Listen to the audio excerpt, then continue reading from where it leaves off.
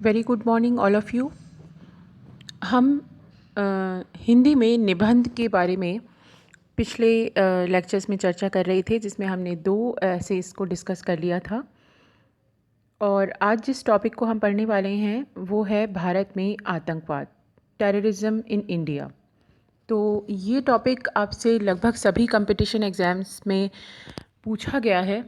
This is very important topic और हमें ध्यान में रखना है। देखिए, आतंकवाद को लेकर के जनरल चीज़ों को ज़रूर हम अपने एसेज में दे देते हैं, लेकिन बहुत ज़रूरी होता है जब कोई हमें जुडिशरी से रिलेटेड या एडमिनिस्ट्रेटिव से रिलेटेड किसी कोचिंग एग्ज़ाम्स के लिए ऐसे लिखना है, तो आप इसमें जब तक बहुत फ्रूटफुल डेटा नहीं देते तब तक उस ऐसे की वैल्यू नहीं होती।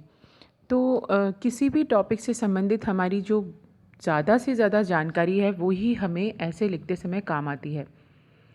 तो इसमें कुछ जो हमें डेटाज़ जो प्रीवियस मिलते हैं, मींस डैट जीके में से जहाँ से हम जो कंटेंट्स उठा सकते हैं वो चीज़ें। इसके अलावा आपको सारी ही करंट अफेयर्स से अपने आप को जोड़े रखना होता है till the end date of the examination. आपके पास सारी ही करंट अफेयर्स से रिलेटेड जानकारी होनी चाहिए, कुछ कुछ तो होनी चाहिए। जैसे कि अगर हम भारत में आतंकवाद के बारे में लिखें तो आपके पास करंट सिनेरियो में जो भी चीज़ है उसे भी आप वहाँ लिख सकें। ये आपके एग्ज़ाम के लिए बहुत ही स्कोरिंग पॉइंट रहता है। तो आज हम बहुत सारे इम्पॉर्टेंट डेटास को डिस्कस करते हुए इस टॉपिक को पढ़ते हैं, भारत में आतंकवाद।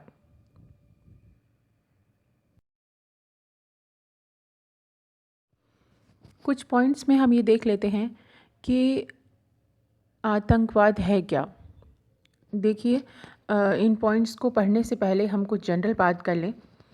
जिस समय भी आप किसी ऐसे को लिख रहे हैं, आप कोशिश कीजिए, जैसे कि आपको इसके डिस्क्रिप्शन में भी मिल जाएगा कि ऐसे का प्रेजेंटेशन कैसे करना है।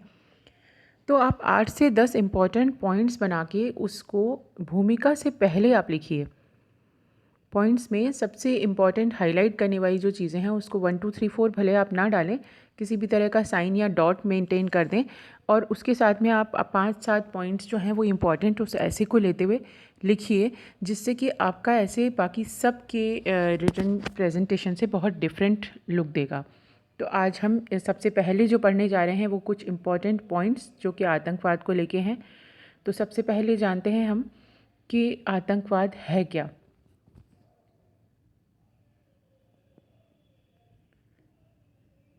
लोगों के मस्तिष्क में डर, भय और आतंक पैदा करके अपने लक्ष्यों की प्राप्ति करने वाली जो विचारधारा है वो कहलाती है आतंकवाद। और ये जो आतंकवाद है वो पूरे विश्व की सुख और शांति के लिए खतरनाक तत्व है। आतंकवाद के कई स्वरूप होते हैं। बहुत सारे उद्देश्यों को लेकर के शायद कोई व्यक्ति आतंकवादी बन जाता है। हम अपराध शास्त्र और दंड शास्त्र जब पढ़ते हैं तो हम ये जानते हैं कि कोई व्यक्ति जो है वो अपराधी क्यों बनता है, और अपराधी से भी बहुत ऊपर जाके एक आतंकवादी। तो वो जो तत्व होते हैं वो हर हर एक मनुष्य में, हर एक व्यक्ति में अलग अलग तरह काम करते हैं। अलग अलग उद्देश्यों को लेकर के कोई व्यक्ति आतंकवादी बनता है और किसी भी देश में आतंकवाद फैलाता है। यही आतंकवाद के अलग अलग स्वरूपों को जन्म देने वाली चीज़ है। जैसे धार्मिक आतंकवाद, धर्म को लेके अंदर चलने वाली लड़ाई जब बाहर आती है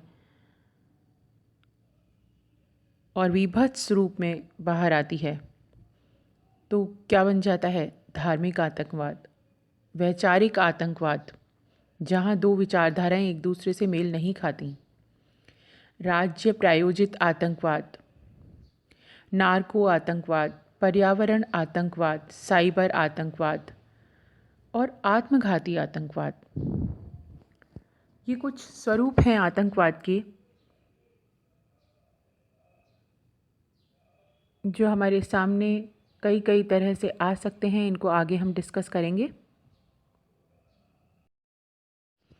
भारत में आतंकवाद के नियंत्रण के लिए जो कानून बनाए गए हैं वो टाडा और पोटा जैसे कानून हैं, लेकिन अब गैर कानूनी गतिविधि नियंत्रण अधिनियम को संशोधित करके उसे प्रभावी बनाया जा रहा है। इसके अलावा आतंकवाद से निपटने के लिए भारत को आंतरिक सुरक्षा के उपायों को मजबूत बनाने के साथ साथ सॉफ्ट स्टेट के स्थान पर स्ट्रॉन्ग स्टेट डिप्लोमेसी अपनाने की आवश्यकता है। सॉफ्ट स्टेट के स्थान पर स्ट्रॉन्ग स्टेट डिप्लोमेसी अपनाने की आवश्यकता है।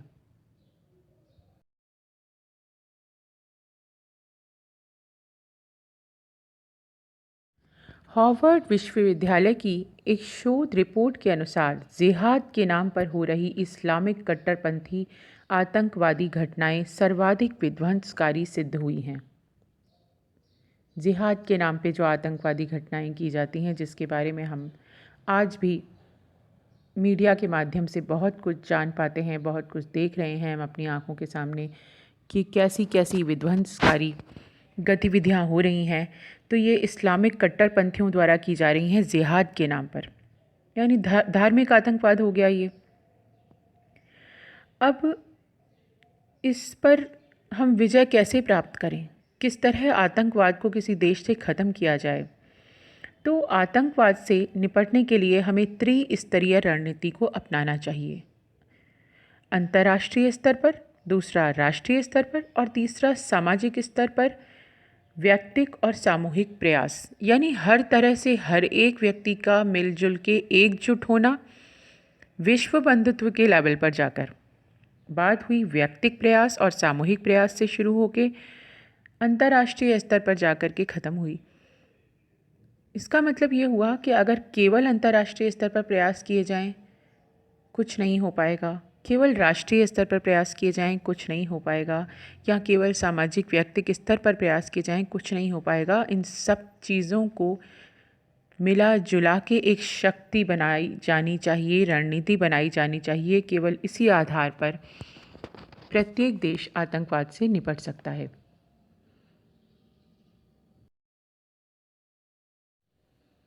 आतंकवाद का अर्थ एक ऐसी विचारधारा है जो भय या डर पैदा करके अपने उद्देश्यों की प्राप्ति करता है।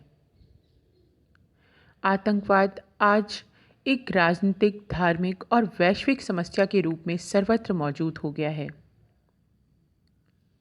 संयुक्त राष्ट्र महासभा के वर्ष 2000 में हुए 55वें अधिवेशन में अंतर्राष्ट्रीय आतंकवाद पर अभिसमय का एक ड्राफ्ट तैयार किया गया, जिसके अनुच्छेद 2(1) के अनुसार किसी राज्य के विरुद्ध किया गया कोई भी आपराधिक कृत्य जो आम लोगों या समूहों में आतंक या गम का वातावरण निर्मित करता है, वो है आतंकवाद।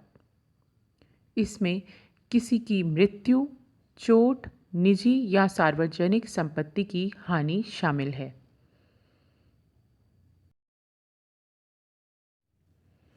आतंकवाद का नामकरण आतंक के राज्य शासन से माना जाता है। सबसे पहला आतंकी हमला जुलाई 1946 जेरूसलम का माना जाता है। इसमें 100 से अधिक लोग मारे गए थे। पश्चिमी जर्मनी में रेड आर्मी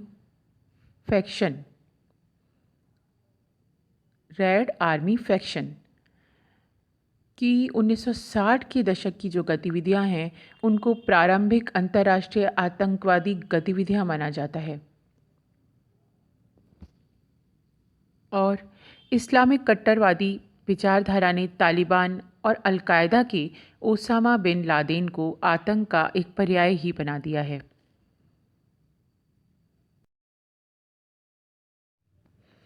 अब हम देखते हैं भारत में आतंकवाद के नियंत्रण के लिए कौन कौन से कानूनों को बनाया गया। तो भारत में आतंकवाद के नियंत्रण के लिए टाडा कानून बनाया गया 1987। ये एक्ट आया 1987 में, और इसके बाद भारत में पोटा कानून बनाया गया और इसे बनाया गया 2002 में, लेकिन इसे भी समाप्त कर दिया गया और इस समय वर्तमान में गैर कानूनी गतिविधि नियंत्रण अधिनियम 1967 को संशोधित करके प्रभावशाली बनाया गया है।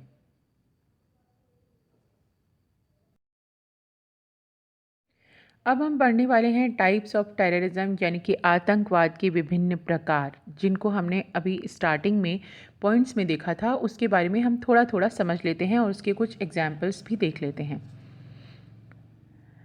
तो सबसे पहला है एथनो राष्ट्रवादी आतंकवाद। एथनिक विभिन्नताओं के कारण उत्पन्न पृथकतावादी आकांक्षाओं से प्रभावित यह आतंकवाद है। उत्तरी पूर्वी भारत और श्रीलंका में लिट्टे का आंदोलन जैसी प्रघटनाएं इसका उदाहरण हैं। हम दोबारा देख लेते हैं। एथनिक विभिन्नताओं के कारण यह पृथकतावादी आकांक्षाओं, यानी एक व्यक्ति जब दूसरे व्यक्ति को अपने समुदाय से पृथक मान लेता है, गुट बन जाते हैं और उनकी अलग अलग आवश्यकताएं, अलग अलग आकांक्षाएं हो जाती हैं, तो उनसे जो प्रभावित विचारधाराएं हो जाती हैं, वो क्योंकि पृथकता हो गई दो विचारधाराओं में, आतंकवादी विचारधाराओं को भी कभी कभी जन्म दे देती हैं। और श्रीलंका का जो लिट्टा आंदोलन है वो इसका उदाहरण हमारे सामने है। उत्तरी पूर्वी भारत में भी इस तरह के आतंकवाद को हमने देखा है। अब हम पढ़ते हैं दूसरा आतंकवाद का प्रकार, जो है धार्मिक आतंकवाद। अब है धार्मिक आतंकवाद, यानी कि रिलीजियस टेररिज्म।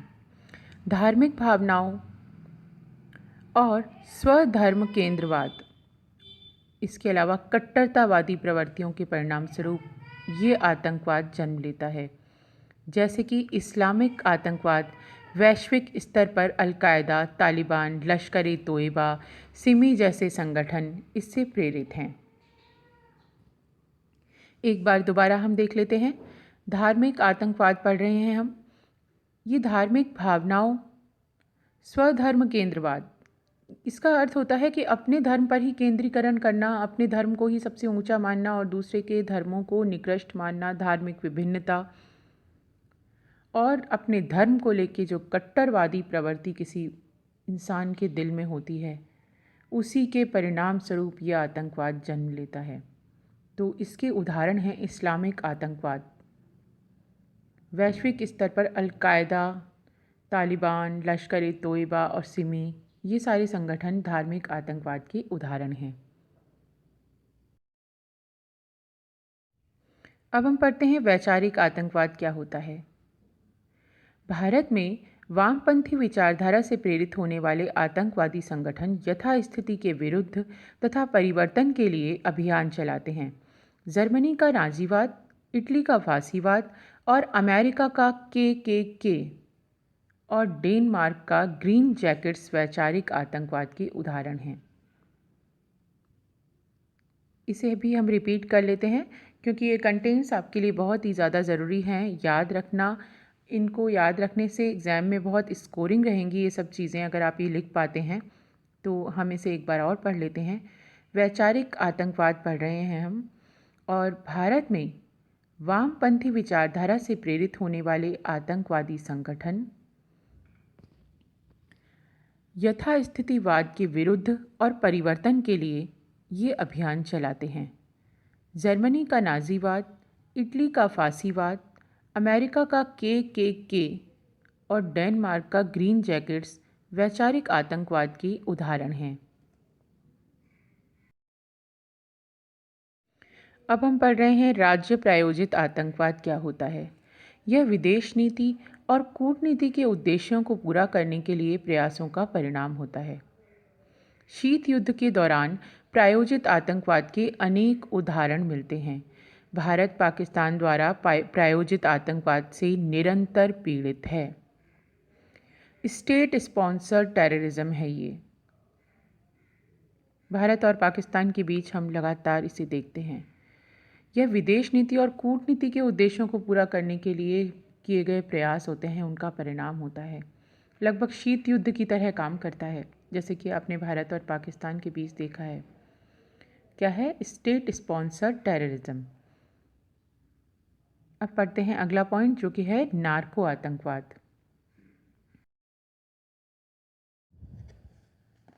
अब हम पढ़ने जा रहे हैं नार्को आतंकवाद क्या होता है।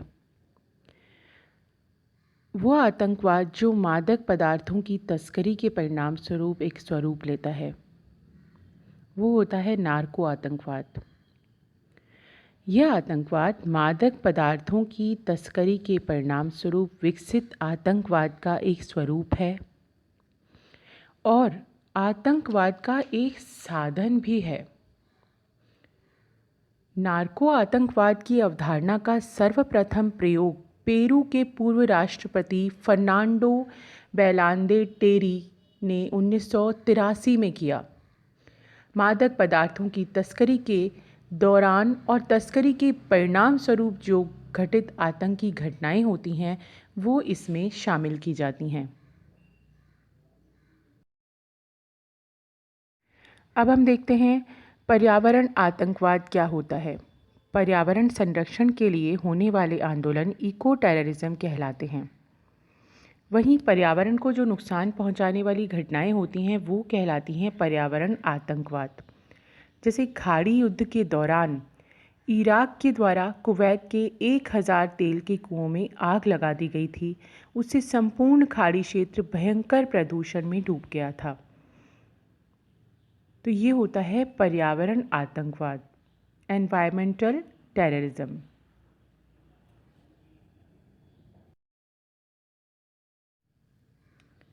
अब है साइबर आतंकवाद क्या होता है। इसको आपने साइबर लॉ में पढ़ा भी हुआ है। हमारे पास पूरा एक लॉ है, एक्ट है जिसे हम पढ़ते हैं और इससे जो टेररिज्म फैलाया जाता है साइबर टेररिज्म कहलाता है। कंप्यूटर और इंटरनेट के माध्यम से दहशत फैलाई जाती है और नुकसान कारित किया जाता है। ऐसी प्रघटनाओं को साइबर आतंकवाद कहा जाता है। भारतीय सूचना प्रौद्योगिकी अधिनियम 2000 की धारा 66F, इसमें साइबर आतंकवाद के लिए आजीवन कारावास तक के दंड का प्रावधान भी है। इस शब्दावली को सबसे पहले जेरेडे पोट्रम 1997 द्वारा प्रयुक्त किया गया था। अब इसकी अलग अलग तरह की व्याख्याएं भी होने लगी हैं। सबसे पहले प्रयोग किसने किया था? जेरेडे पोट्रम द्वारा 1997 में। और कौन सा एक्ट और कौन सी धारा है? भारतीय सूचना प्रौद्योगिकी अधिनियम की धारा 66F में इसके लिए आजीवन कारावास तक के दंड का प्रावधान किया गया है। इसके बाद हम पढ़ने जा रहे हैं आतंकवाद एक ऐसा जो कि सुसाइड टेररिज्म कहलाता है। राजीव गांधी को लिट्टों के द्वारा जिस तरह से मारा गया था वो उस बात से हम सभी परिचित हैं। यही है आतंकवाद जो आत्मघाती आतंकवाद कहलाता है, जिसमें मानव बम का प्रयोग किया जाता है। तो मानव बमों के उपयोग से हत्या और आतंक का तांडव सुसाइड आतंकवाद कहलाता है। इसका पहला उपयोग 1984 में बेरूत में अमेरिकी मैरिन बैरक पर आक्रमण करने के लिए किया गया था। लिट्टे द्वारा राजीव गांधी और प्रेम दासा की हत्या में सुसाइड आतंकवाद का उपयोग किया गया था। जिहादी आतंकवादियों द्वारा 1990 से कश्मीर के फियादीन हमलों के रूप में सुसाइड आतंकवाद का उपयोग किया जा रहा है। एक बार दोबारा हम इसके बारे में पढ़ लेते हैं। मानव बमों के माध्यम से हत्या और आतंक का तांडव सुसाइड आतंकवाद कहलाता है। इसका पहला उपयोग 1984 में बेरूत में अमेरिकी मैरिन बैरक पर आक्रमण के लिए किया गया था और लिट्टे के द्वारा राजीव गांधी और प्रेम दासा की हत्या में सुसाइड आतंकवाद का उपयोग किया गया था। जिहादी आतंकवादियों द्वारा 1990 से कश्मीर के फियादीन हमलों के रूप में सुसाइड आतंकवाद का उपयोग किया जा रहा है।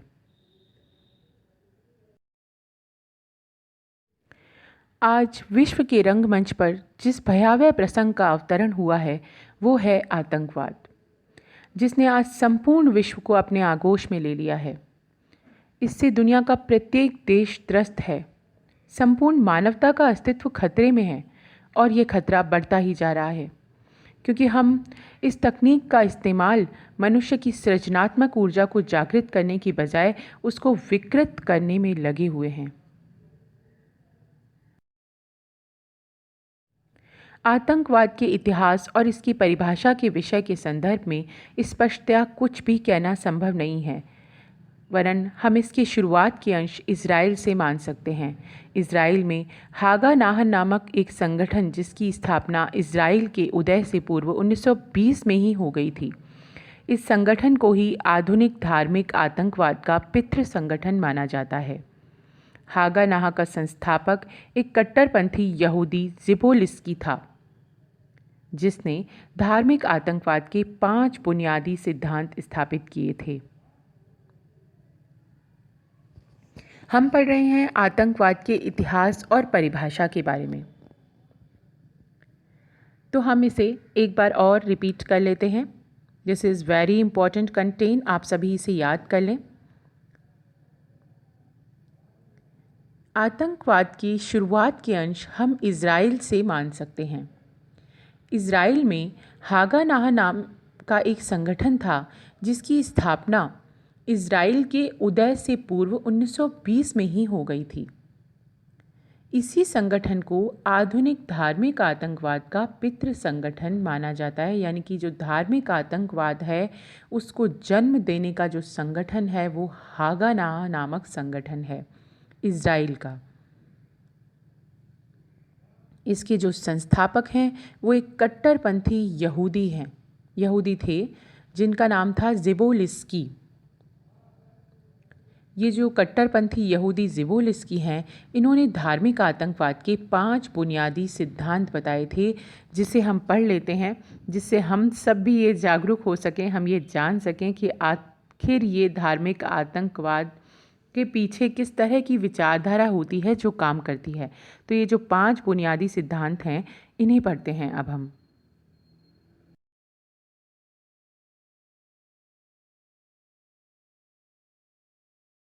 सबसे पहला बुनियादी सिद्धांत है इस धार्मिक आतंकवाद का, धर्म को लोगों की पहचान और उसके अस्तित्व की सुरक्षा से जोड़ दो। धर्म को लोगों की पहचान और उनके अस्तित्व की सुरक्षा से जोड़ दो। नंबर 2, सिर्फ समान धर्मावलंबियों से ही भाईचारा हो सकता है। उन्माद की हद तक इस विचार को स्थापित करो। क्या कहा? सिर्फ समान धर्मावलंबियों से ही भाईचारा हो सकता है। मीन्स ये केवल और केवल धर्म के बारे में बहुत कट्टरपंथी हैं, जहाँ दूसरे धर्म का व्यक्ति आ गया मीन्स उससे भाईचारा हो ही नहीं सकता। यह है विचारधारा, बुनियादी सिद्धांत है। तो उन्माद की हद तक इस विचार को स्थापित करो, मतलब भाईचारा हो ही नहीं सकता किसी अन्य धर्म के व्यक्ति के साथ। नंबर 3, लोगों में ये विश्वास पैदा करो कि दुनिया में सबसे प्राचीन और गौरवशाली धर्म उन्हीं का है और बाकी सब धर्म निकृष्ट हैं, भ्रष्ट हैं। यह है तीसरा बुनियादी सिद्धांत। नंबर 4, लोगों में यह भावना भरो कि सारी दुनिया में भिन्न धर्मावलंबी उनके दुश्मन हैं। नंबर 5, लोगों को इस सीमा तक भावुक बनाओ कि उन्हें अपने धर्म के लिए कुछ भी करने में हिचक न हो। यही है जिहाद के मूल सिद्धांत भी यही हैं। और आपने देखा धार्मिक आतंकवाद के ये 5 बुनियादी सिद्धांत जो एक व्यक्ति को आतंकवादी बनाते हैं, क्योंकि उसके बेस में ये सिद्धांत है कि हम अपने धर्म के लिए कुछ भी करने में हिचकेंगे नहीं। तो ये हैं सिद्धांत। अब आगे पढ़ते हैं। अब हम देखते हैं आतंकवाद की उत्पत्ति के संबंध में क्या कहा जाता है। आतंकवाद की उत्पत्ति के संबंध में कहा जा सकता है कि आतंकवाद राज्य और समाज के विषैले चरित्र की उपज है। आतंकवाद की उत्पत्ति राज्यों में अल्पसंख्यकों या रंगभेद या जातीयता और धर्म के नाम पर अपनाई गई दमन और संरक्षण की दोगली नीति के कारण हुई है। गरीबी, धार्मिक कट्टरवादिता और जातीय उन्माद और भारतीय राष्ट्रों द्वारा किए जाने वाले पोषण ने आतंकवाद को तेजी से विकसित किया है। इसके अलावा कुछ राष्ट्रों के व्यक्तिगत स्वार्थों ने आतंकवाद को बहुत शय भी दी है।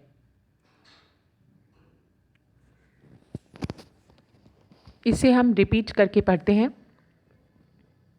आतंकवाद की उत्पत्ति के बारे में हम कुछ जानने की कोशिश कर रहे हैं कि क्या है आतंकवाद की उत्पत्ति के संबंध में कंटेंट्स। तो ये कहते हैं कि आतंकवाद राज्य और समाज के विषैले चरित्र की उपज है। ज़रूरी तो नहीं है कि एक समाज में सभी व्यक्ति अच्छे ही दृष्टिकोण से सोचते हों, प्रेम और भाईचारा ही सोचते हों। कहीं कहीं विषैले चरित्र भी उपजते हैं। यहीं से जन्म होता है आतंकवाद का।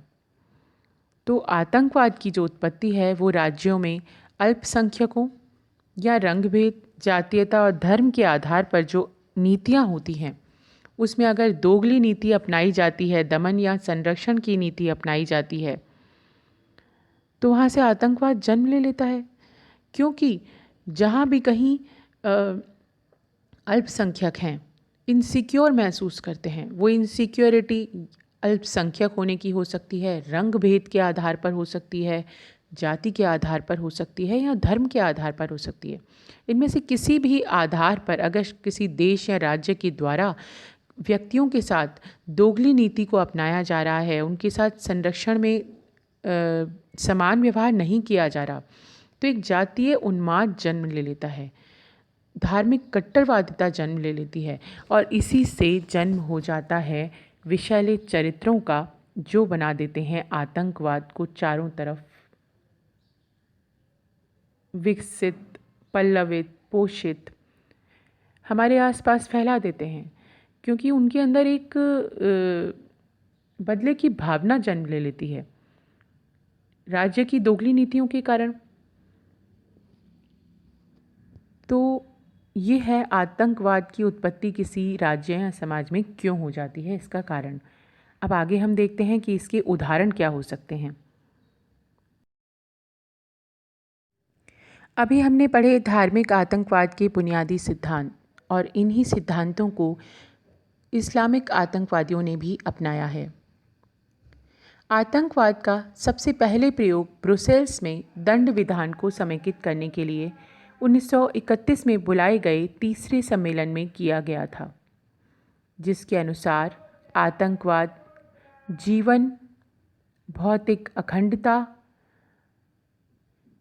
या मानव स्वास्थ्य को खतरे में डालने वाला या बड़े पैमाने पर संपत्ति की हानि पहुंचाने वाला कार्य तथा जानबूझकर भय का वातावरण उत्पन्न करना है। अतः आतंकवाद कोई पारंपरिक विचारधारा नहीं है, बल्कि वर्तमान संदर्भ में एक अनधिकृत वाद बन गया है, जिसने राजनीतिक उद्देश्यों की पूर्ति के लिए हिंसा को एक साधन के रूप में अपना लिया है। विध्वंस और आतंक ही इसके मुख्य उद्देश्य बनकर रह गए हैं। तो हमने यहाँ क्या देखा कि आतंकवाद का सबसे पहले प्रयोग कहाँ किया गया था? ब्रुसेल्स में दंड विधान को समेकित करने के लिए 1931 में बुलाए गए तीसरे सम्मेलन के दौरान, जिसमें इन्होंने बताया कि क्या है आतंकवाद, जिसका उद्देश्य केवल विध्वंस और आतंक फैलाना ही है। यही उसका उद्देश्य है। Osama bin Laden. Osama bin Laden बहुत बड़ा उदाहरण है आतंकवाद का।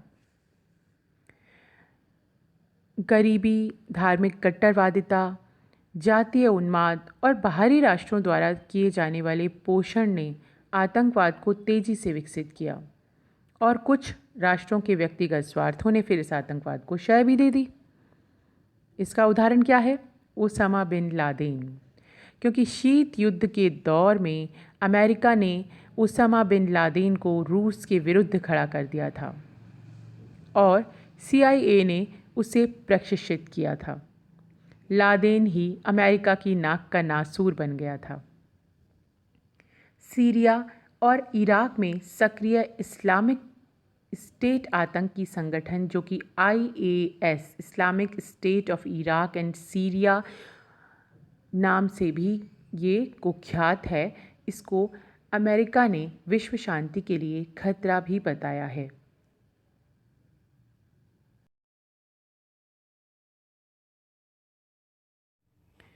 आतंकवाद ने आज अनेक परिष्कृत साधनों का उपयोग किया है, जिनमें भौतिक, रासायनिक, नाभिकीय, जैविक और मानव बम आदि प्रमुख हैं।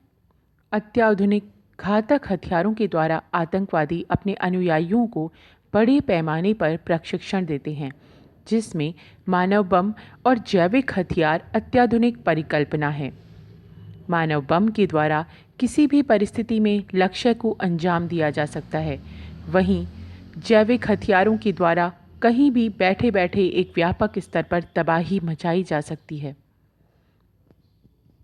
इंटरनेट के रूप में इन्हें आज एक मजबूत यंत्र भी मिल गया है, जिसके द्वारा ये गोपनीय सरकारी आंकड़े अपनी पहुंच तक बना लेते हैं और किसी भी देश की अर्थव्यवस्था और सुरक्षा को तहस नहस कर सकते हैं।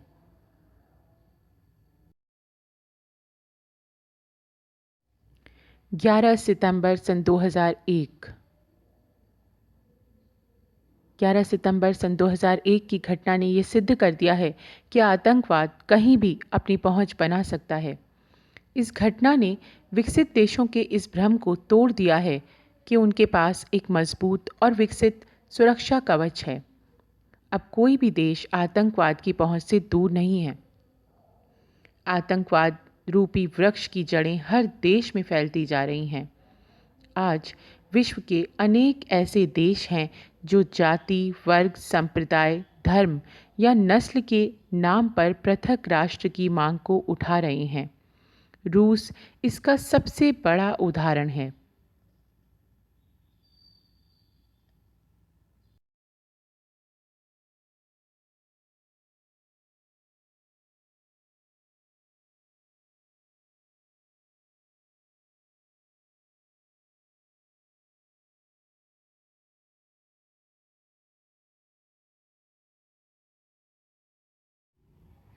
अब आप बोर्ड पर देख रहे हैं कुछ अंतर्राष्ट्रीय आतंकवादी प्रमुख संगठनों के नाम।